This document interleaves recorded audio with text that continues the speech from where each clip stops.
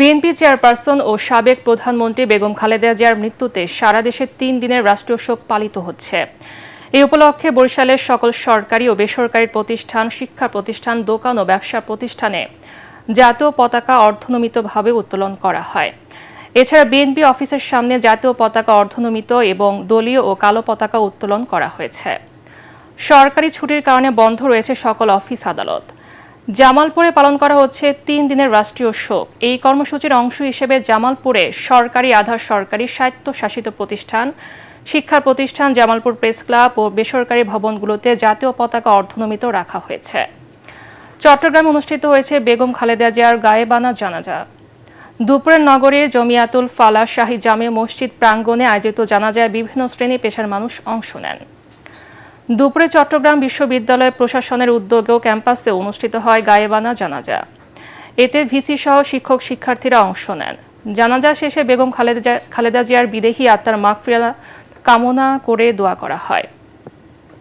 বগুড়ায় বেলা 3:15টার দিকে শহরের ঐতিহ্যবাহী আলতাফুন্নেসা খেলার মাঠে গায়েবানা জানাজা অনুষ্ঠিত হয়। নির্ধারিত সময়ের আগেই পরিপূর্ণ হয়ে যায় মাঠ ও আশপাশের এলাকা। জানাজায় স্থানীয় বিএনপির নেতাকর্মী সহ হাজার হাজার সাধারণ মানুষ অংশ নেন। এদিকে খালেদা জিয়ার মৃত্যুতে কিছু খাবার ও ঔষধের দোকান ছাড়া নিউ মার্কেট সহ শহরের প্রধান বিপণী, বিতান, শপিং মল ও ছোট বড় সব ব্যবসা প্রতিষ্ঠান স্বতঃস্ফূর্তভাবে বন্ধ রাখেন ব্যবসায়ীরা।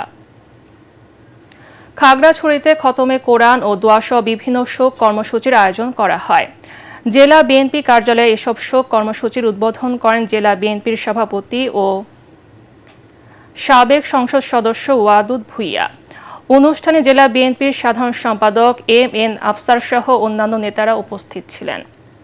খালেদা জিয়ার মৃত্যুতে সিরাজগঞ্জ জেলা মুক্তিযোদ্ধা ও সদর উপজেলা মুক্তিযোদ্ধা ইউনিট কমান্ডের পক্ষ থেকে বিভিন্ন কর্মসূচি পালন করা হয়। জেলা মুক্তিযোদ্ধা ইউনিট কমান্ডের উপদেষ্টা মুক্তিযোদ্ধা আজিজুর রহমান দুলাল ও পলাশডাঙ্গা যুব শিবিরের প্রতিষ্ঠাতা পরিচালক মুক্তিযোদ্ধা আজিজুর রহমান দুলাল সহ অন্যান্যরা এ সময় উপস্থিত ছিলেন।